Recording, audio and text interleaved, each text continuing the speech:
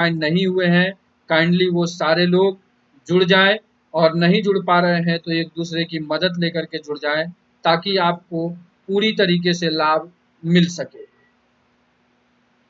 चलिए 1 मिनट और मैं फिर वीडियो लेक्चर शुरू करूंगा।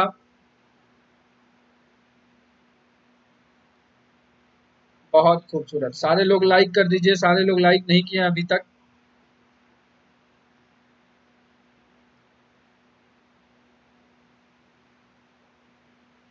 बहुत ही आसानी से हम लोग इस एग्जाम को क्रैक करेंगे, एक दूसरे का सहयोग करके ही आप लक्ष्य तक पहुंच सकते हैं। कहते हैं सफल इंसान हमेशा दूसरे के लिए हाथ बढ़ाता है, ना कि उसे धक्का देता है। तो आप भी अगर जिंदगी में सफल होना चाहते हैं तो आप भी एक दूसरे का सहारा बनिए और अपनी सफलता को सुनिश्चित करिए। चलिए बहुत लोग जुड़ गए हैं, वेरी गुड। चलिए फटाफट मैं शुरू करता हूं अब लेक्चर को। फिर से एक बार आपको मैं विकास भारद्वाज आप सभी का मेरे इस वीडियो में स्वागत करता हूं। आज के वीडियो में हम लोग रेल सुरक्षा बल नियम के अध्याय 5 के बारे में पढ़ेंगे। अध्याय 5 बताता है हमें recruitment, training and career planning के बारे में, मतलब भर्ती, प्रशिक्षण और व्यवसाय योजना। रिक्रूटमेंट से संबंध मतलब कि भर्ती से है, जिस प्रकार से नई भर्ती होती है, बल में कैसे लोग आते हैं, इसकी प्रक्रिया के बारे में रिक्रूटमेंट में जानेंगे। जब हम किसी को भर्ती कर लेते हैं तो डायरेक्ट ड्यूटी पर नहीं ले सकते, उसके लिए एक प्रोसीजर है कि उन्हें एक ट्रेनिंग पीरियड से गुजरना होगा। तो हम लोग उस ट्रेनिंग के बारे में देखेंगे कि क्या ट्रेनिंग है, किस नियम के तहत ट्रेनिंग में भेजते हैं, प्रोबेशन कैसे कंप्लीट होता है, और ये सारी चीजें क्या है। और करियर प्लानिंग में हम लोग देखेंगे उन चीज़ों के बारे में कि अगर हम बल में भर्ती हो गए हैं तो हमें प्रमोशन कैसे मिलेगा, हम डेपुटेशन कैसे जा सकते हैं, अदर डिपार्टमेंट में कैसे जा सकते हैं, इन सब चीज़ों के बारे में हम लोग देखेंगे कैरियर प्लानिंग में।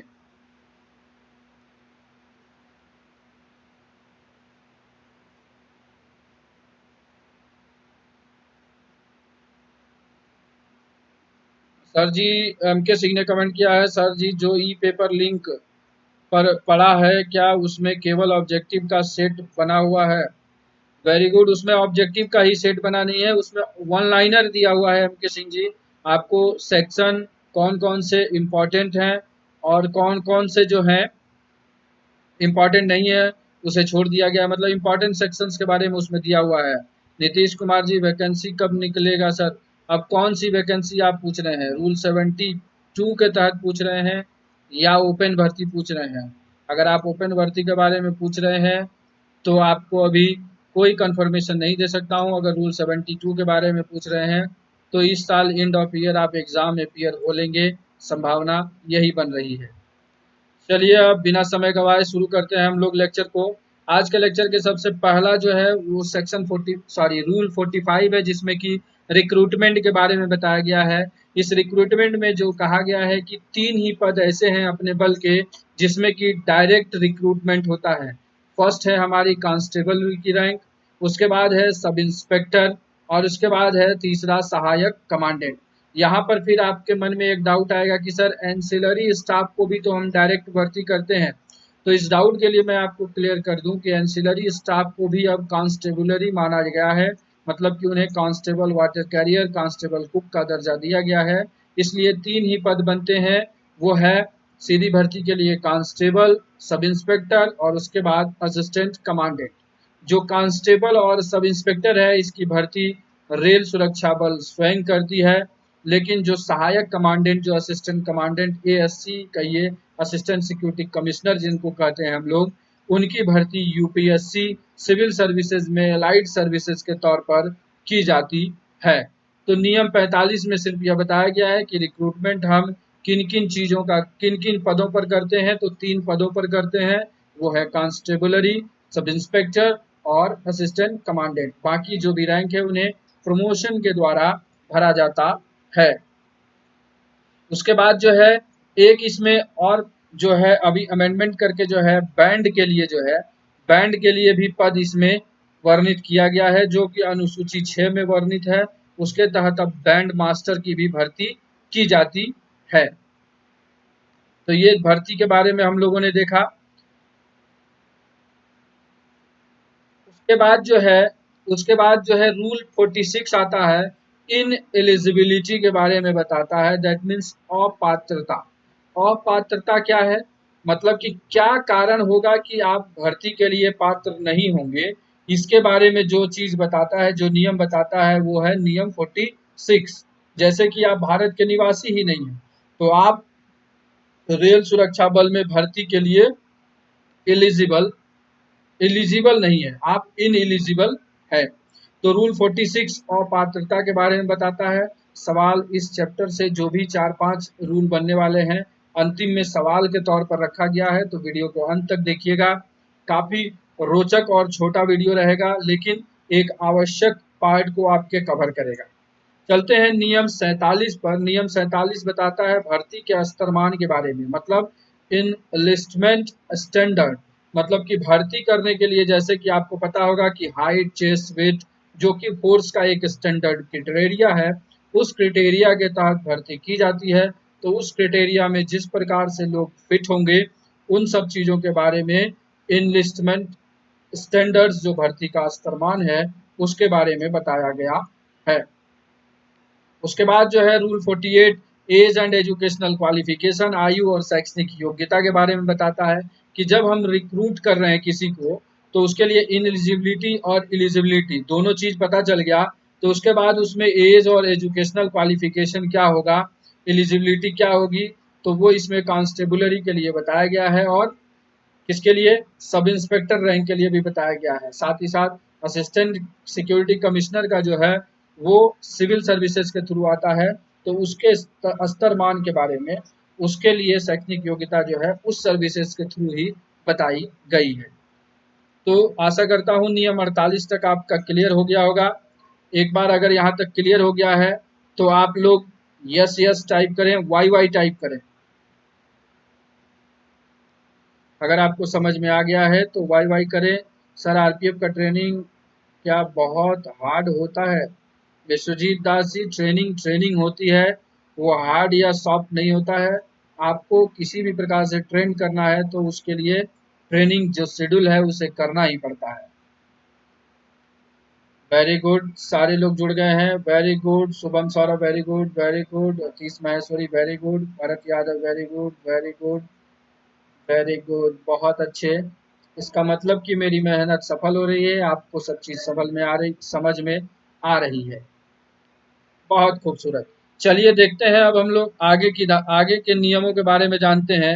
नियम 49 जो है, नियम 49 आपको बताता है प्रोसीजर ऑफ रिक्रूटमेंट के बारे में, मतलब कि जो रिक्रूटमेंट हम निकालते हैं उस रिक्रूटमेंट का प्रोसीड्योर कैसा होगा, भर्ती की प्रक्रिया कैसे होगी। तो भर्ती 3 चरणों में हो जाती थी अभी तक, जैसे कि सबसे पहले होता था रिटेन, फिर फिजिकल, और उसके बाद इंटरव्यू के बाद जो है फाइनल सिलेक्शन निकलता है। तो ये 3 प्रक्रियाओं के तहत होता है। उन प्रक्रियाओं में कैसे क्या-क्या चीज़ें होती है, कैसे कमिटियाँ गठित होती है, इन सब चीज़ों के बारे में उसमें बताया गया है, और कब भर्ती निकलेगी, किस तरीके का चीज़ होगा, ये सब रूल 49 हमें बताता है। उसके बाद है रूल 50 है अपॉइंटमेंट इन स्पेशल केसेस, विशेष मामलों में नियुक्ति के लिए क्या-क्या दिया है। तो विशेष मामले आप देख सकते हैं कि एक केसेस ऐसा हो सकता है, सिंपल सा मैं बताऊं समझने के लिए, तो अनुकंपा पे जो भर्ती होता है, कंपनसेट ग्राउंड पे भर्ती होता है, तो वो एक स्पेशल केसेस हो गया। तो विशेष मामलों में नियुक्ति रूल 50 के में बताया गया है। और जब सबकी भर्ती हो जाएगी, जब नियुक्ति कर लेंगे, भर्ती की प्रक्रिया करेंगे, तो उनके बाद सेकेंड टर्म जैसे कि मेडिकल एग्जामिनेशन होता है, मेडिकल एग्जामिनेशन करेंगे, क्योंकि फोर्स की नौकरी है, उसके लिए मेडिकल काफ़ी ज़रूरी है कि आप स्वस्थ तन, स्वस्थ मन और स्वस्थ दिमाग के साथ बल में आए, ताकि आप अपने आउटपुट को मैक्सिमम पॉइंट ऑफ रेज पर ले जाएं। इन सब चीज़ों के लिए जो है मेडिकल एग्जामिनेशन किया जाएगा। मेडिकल एग्जामिनेशन में जो कैटेगरी है, B category, B plus category, इन तरह के कैटेगरियों को बताया गया है कि आपके लिए कौन सी, किस स्तरमान की आपकी जो है चिकित्सीय परीक्षा होगी, वो नियम 51 में वर्णित है। जब मेडिकल एग्जामिनेशन में आप पास हो जाते हैं, जैसे आप भर्ती हुए होंगे, तो उसके बाद आपका वेरिफिकेशन हुआ होगा, तो वो रूल 52 के तहत सत्यापन किया जाता है कि आप ही वही लड़के हैं या आप ही वही व्यक्ति हैं जिनका कि मेडिकल एग्जामिनेशन, रिटेन, फिजिकल ये सब पास होकर के आप आए हैं, ताकि फोर्स आपको ज्वाइनिंग के लिए भेज सके, ज्वाइनिंग लेटर भेज सके, ये सारी चीजें जो है वेरिफिकेशन में किया जाता है। तो नियम 52 तक हम लोगों ने कवर किया। आगे चलते हैं नियम 53 में। नियम 53 रूल 53 है एक्सिक्यूशन ऑफ एग्रीमेंट ईटीसी, जो करार आदि का निष्पादन। तो जब आप भर्ती हुएंगे या मैं भी भर्ती हुआ, उस समय एक चीज ली गई थी, बॉन्ड पेपर लिखवा के लिया गया था, जिसमें यह वर्डिंग लिखाया गया था कि 3 साल तक मैं बल का सेवा दूंगा। अगर मैं 3 साल से पहले नौकरी छोड़ करके जाता हूं तो मैं ट्रेनिंग कॉस्ट को पे करूंगा, मतलब उसे भरूंगा। तो ये जो है एक्सिक्यूशन ऑन एग्रीमेंट जो है, ये इस नियम 53 के तहत जो है हम लोगों से कराया गया था, करार आदि का निष्पादन, जो कि भर्ती होने से पहले हमें नहीं पता था, लेकिन आज जब हम लोग इन चीजों को पढ़ लेते हैं तब पता चला कि नहीं, ये सारी चीजें जो है लीगल एंड ऑथेंटिक तरीके से की जाती है। फिर हम लोग आएंगे नियम 54, जो हमने पहले जिक्र कर रखा है कि बल के वरिष्ठ अधिकारियों का cadre of superior officer of the force, मतलब कि superior officer of the force का जो कैडर है उसे कौन नियुक्त करेगा? वो सिविल सर्विसेज के थ्रू आएंगे, मतलब यूपीएससी के थ्रू वो आएंगे। वो है cadre of superior officer of the force, और उसमें डायरेक्ट रैंक पे असिस्टेंट सिक्योरिटी कमिश्नर आएंगे, और उसके बाद वो प्रमोट होकर के जो भी हो सीनियर डीएससी सीनियर डीएससी, फिर उसके बाद डीआईजी आईजी तक जाएंगे। ये जो है बल के वरिष्ठ अधिकारियों का कैडर होगा, और उसी उनकी जो प्रोन्नति है, मतलब उनका जो प्रमोशन है, वो नियम 55 में दिया हुआ है, वरिष्ठ अधिकारियों की भर्ती और उनकी प्रोन्नति के बारे में। अब आते हैं हम लोग नियम 56 में कहा गया है अपॉइंटमेंट टू द फोर्स, बल में नियुक्ति। जब आप ट्रेनिंग कंप्लीट कर लेते हैं तो ये कहते हैं ना कि date of enlistment, date of appointment दोनों जो है अलग अलग होता है। कारण यही है कि जब आप ट्रेनिंग कंप्लीट कर लेते हैं तो आपको बल में अपॉइंटमेंट दिया जाता है, मतलब डेट ऑफ अपॉइंटमेंट आपका वो कहलाता है, और डेट ऑफ इनलिस्टमेंट आपका कहलाता है जब आप ट्रेनिंग में जाते हैं। रूल 56 में बल की नियुक्ति के बारे में जो बताया गया है उसमें अपॉइंटमेंट है, ठीक है। अपॉइंटमेंट आपको तब मिलता है जब आप पूरी ट्रेनिंग कंप्लीट कर लेते हैं, तब आपको डेट ऑफ अपॉइंटमेंट मिलता है। और डेट ऑफ इनलिस्टमेंट जब आप ट्रेनिंग में एंट्री करते हैं उसे डेट ऑफ इनलिस्टमेंट कहा जाता है, मतलब कि आप बल में इनलिस्ट हो गए हैं लेकिन आप अपॉइंट उसके कुछ समय बाद होंगे। अगर आप लोगों को यहाँ तक क्लियर हो गया हो तो आप टाइप करें वाई के बारे में, वाई लिखें अगर आप यहाँ तक कंप्लीट कर चुके हैं। बहुत सुंदर, पवन कुमार जी जुड़ गए हैं। जो भी सारी चीजें हैं उन सब चीजों को हम लोग बड़े आसानी से, बड़े बखूबी, कहते ना, एक अच्छे तरीके से हम लोग जो है उसे कंप्लीट करेंगे यहाँ पर। और कुछ लोग काफी हड़बड़ी में मुझे दिखते हैं, मैं उनसे कहूंगा कि आप थोड़ा धीरज रखें। धैर्य सफलता की सीढ़ी है, आप परसिवरेंस बना के रखें। मुझे आपसे ज्यादा चिंता रहती है क्योंकि मैंने बीड़ा उठाया है जिस चीज को करने का, तो मैं उसे 100% से 0.1 भी मैं कम नहीं होने दूंगा। वेरी गुड, आप सभी के कमेंट आ गए हैं, सभी को समझ में आ रहा है। तो चलिए नियम 56 के आगे अब हम लोग बढ़ेंगे। अब हम लोग देखेंगे नियम 57 के बारे में। नियम 57 बताता है आपको परिवीक्षा के बारे में, मतलब प्रोबेशन पीरियड जो है, प्रोबेशन पीरियड के बारे में बताता है। इसे इम्पोर्टेंट लगाइए अगर आप कॉपी पेन लेकर के बैठे हैं, नहीं तो आप दिमाग में इसे फिट कर लें कि अगर रिक्रूटमेंट वाले से अगर कोई सवाल पूछा जाता है तो सबसे पहले रिक्रूटमेंट वाला जो 45 रूल है उसके बाद इम्पोर्टेंट यही बनता है 57, जहां पर कि बल में जब आप अपॉइंट हो जाते हैं तब आपका 2 साल का परिवीक्षा काल होता है, प्रोबेशन पीरियड होता है। और यह प्रोबेशन पीरियड ऐसा नहीं है कि 2 साल में ही कंप्लीट हो जाएगा।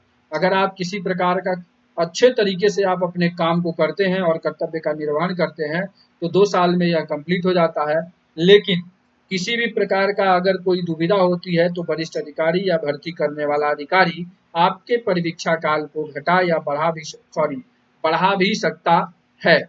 और अगर उस परिवीक्षा काल में अगर आप अच्छे से काम फिर भी नहीं कर सकते हैं और नहीं कर पाते हैं, सक्षम नहीं होते हैं, तो उनके पास जो है यह शक्ति है कि वो आपको टर्मिनेट भी कर दें, मतलब बल से बर्खास्तगी, निरस्त कर दे आपकी बल की सदस्यता को। तो इतना तरीके का जो है चीज रूल 57 हमें बताता है। तो ये बहुत ही रोचक नियम है। इसे आप रूल के बुक में थोड़ी जानकारी और ले सकते हैं जनरल अवेयरनेस की तरह, मतलब कि आप अवेयर होने के लिए ले सकते हैं, लेकिन सीधा सीधा एग्जाम पॉइंट ऑफ व्यू से इतना ही इम्पोर्टेंट है कि पर्यवेक्षा जो है, प्रोबेशन जो है, वो किस नियम में वर्णित है, तो वो नियम 57 बताता है। अब इसके बाद है नियम 58 में refund of cost of training.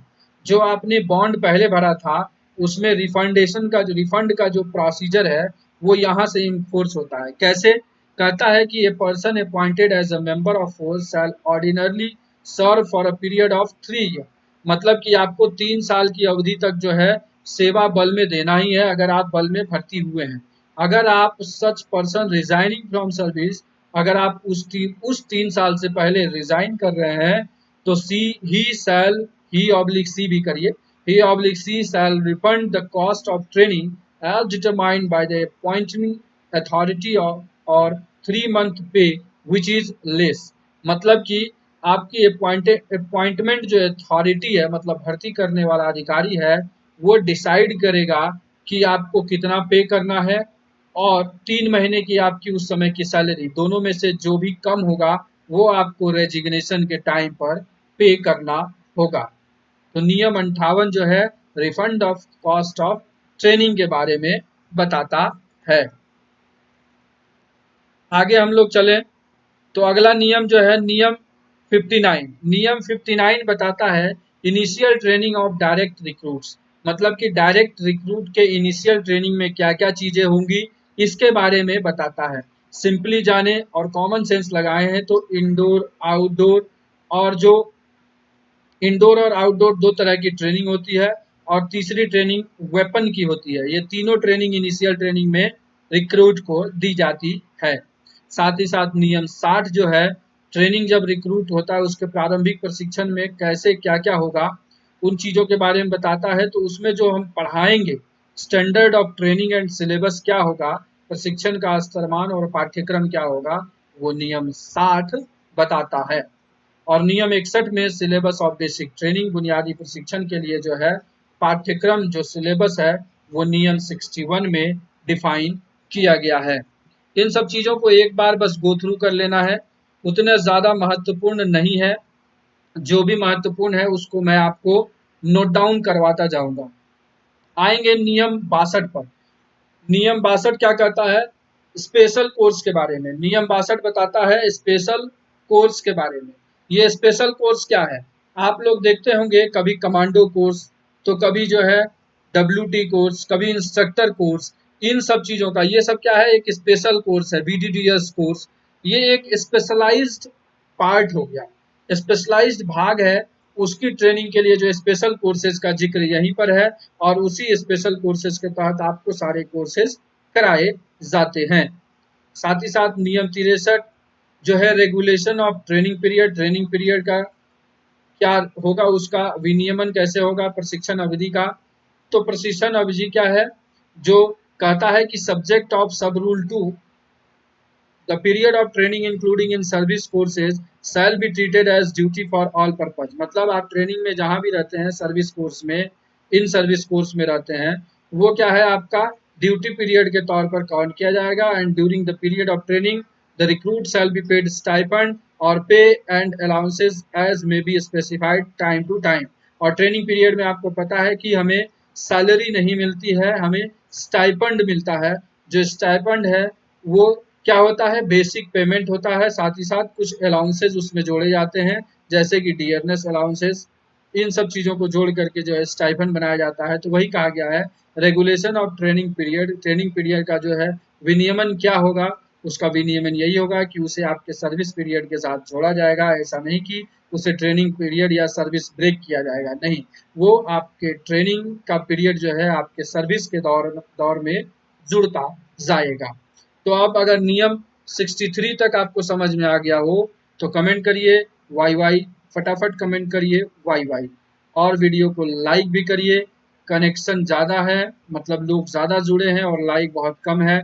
जिन लोगों ने अभी तक लाइक नहीं किया है जल्दी से वीडियो को लाइक भी कर दीजिए। जिन्हें भी समझ में आ गया है वाई वाई कमेंट करें।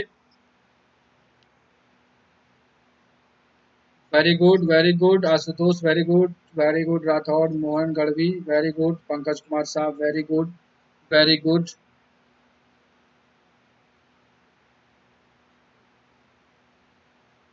प्रमोशन के बाद भी प्रोबेशन होता है, हर रैंक का अपना अपना प्रोबेशन पीरियड होता है। अगर आप प्रोबेशन रैंक चेंज करते हैं तो आपका प्रोबेशन पीरियड उसके बाद होता है। उस प्रोबेशन में एक नियम यह भी दिया गया है कि अगर आप प्रमोट होकर के अपने प्रोबेशन पीरियड को कंप्लीट नहीं कर पा रहे हैं अच्छे से, तो आपको डिमोट भी किया जा सकता है। बहुत सुंदर, सभी लोगों को समझ में आ रहा है, बहुत खूब। और भी कुछ कमेंट आया है। Writing not clearly visible sir. Dhruv Patel, writing visible ही तो है, सारे लोगों को दिख तो रहा है। आप थोड़ा देखिए, वेरी क्लियर है। मैं इसलिए व्हाइट बैकग्राउंड पे लिखता हूँ ताकि सारी चीजें साफ साफ दिखे। रेड भी यूज करता हूँ इसी कारण से कि आपको साफ साफ दिखे। चलिए, अगर आप 63 तक समझ लिए हैं तो हम आगे के नियमों को देखेंगे। उससे पहले कुछ सवाल है। लेट से जुड़ने के लिए माफी चाहता हूं सर। पीयूष सिन्हा, कोई बात नहीं, लेट से जुड़े हैं आप, ग्रुप में ज्वाइन भी नहीं किए हैं, आप जल्दी से ज्वाइन हो जाइए पहले। बहुत अच्छे, चलते हैं हम लोग आगे के नियम के बारे में देखेंगे। अब नियम 64, नियम 64 जो है वो प्रमोशन कोर्स के बारे में बताता है। अगर आप कांस्टेबल में भर्ती होकर के हेड कांस्टेबल के रैंक पर प्रमोट होते हैं तो आपका प्रमोशन का कोर्स कैसे होगा, क्या स्तरमान होगा, इन सब चीजों में जो है नियम 64 में बताया गया है। वो है प्रमोशन कोर्स के बारे में। चाहे आप सब इंस्पेक्टर बन जाएं, अभी आप जैसे प्रमोट हो जाएंगे कैसे, नियम 70 की तहत या नियम 72 की तहत एग्जाम दे करके, तो आपके लिए क्या होगा, एक प्रमोशन कोर्स रखा जाएगा 56 डेज का, जिसे कि आप बखूबी अच्छे से करेंगे। तो वो जो है नियम 64 उसके बारे में बताता है।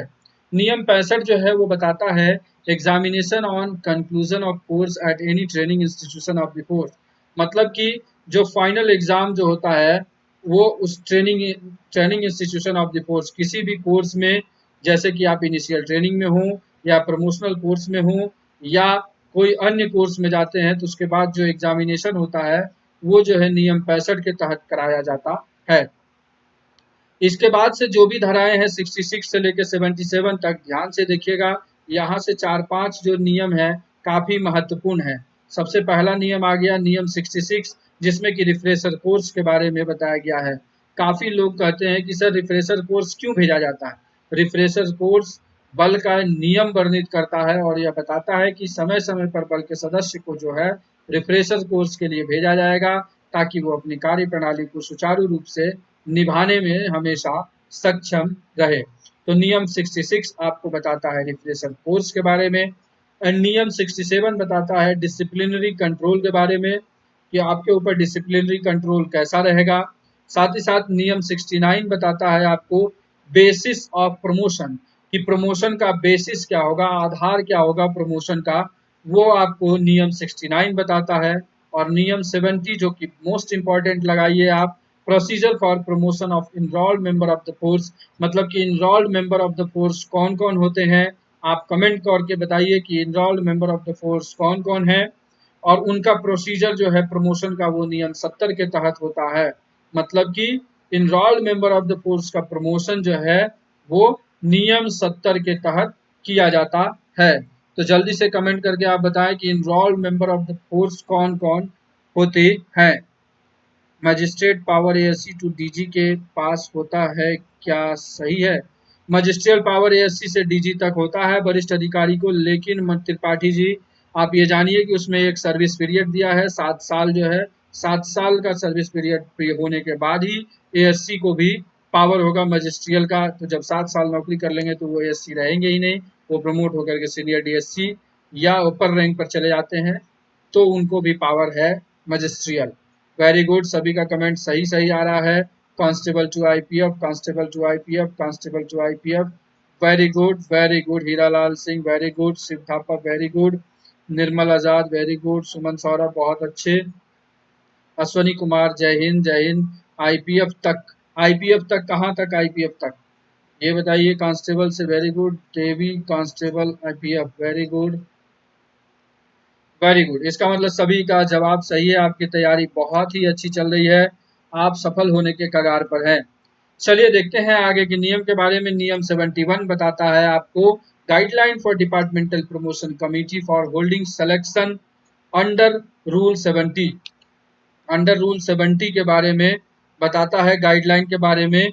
अंडर रूल 70 के जो है उसके गाइडलाइन के बारे में बताता है, डिपार्टमेंटल प्रमोशन कमेटी और होल्डिंग सिलेक्शन अंडर रूल 70।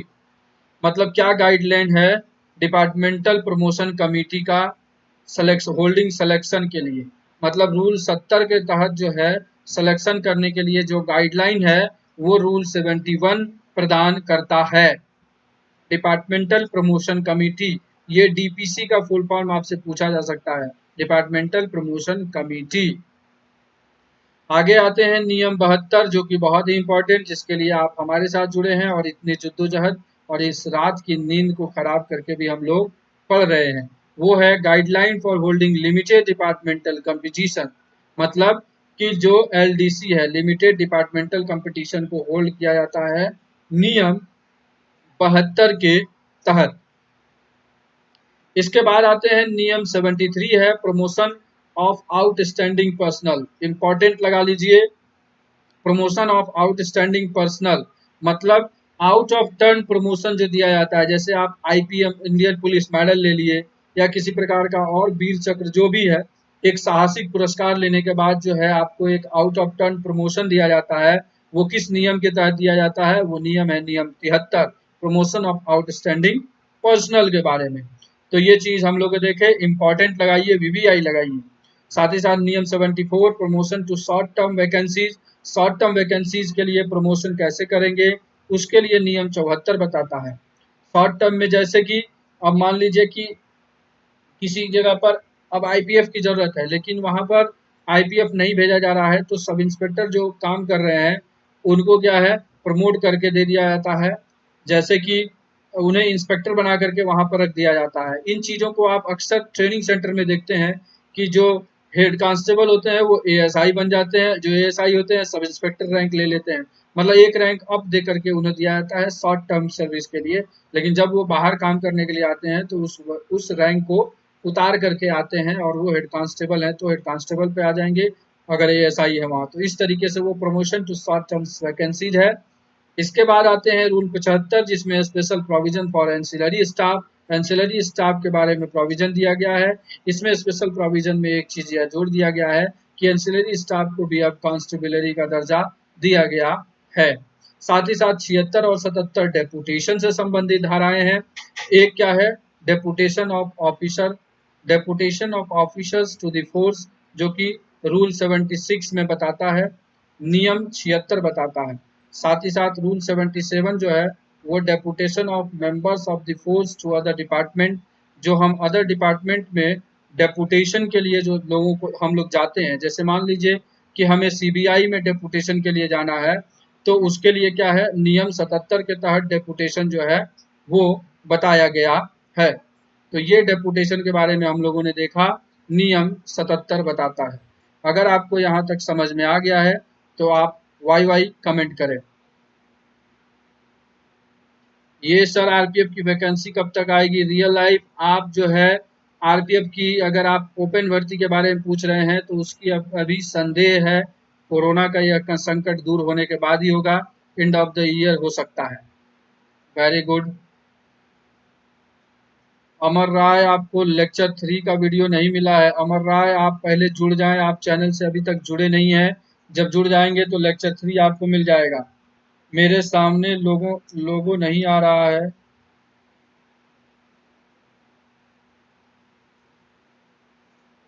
और ये छत्रपाल जी आपने गलत उत्तर दिया है, कांस्टेबल टू डीजी, वो कांस्टेबल टू आईपीएफ होगा, कांस्टेबल टू आईपीएफ होगा।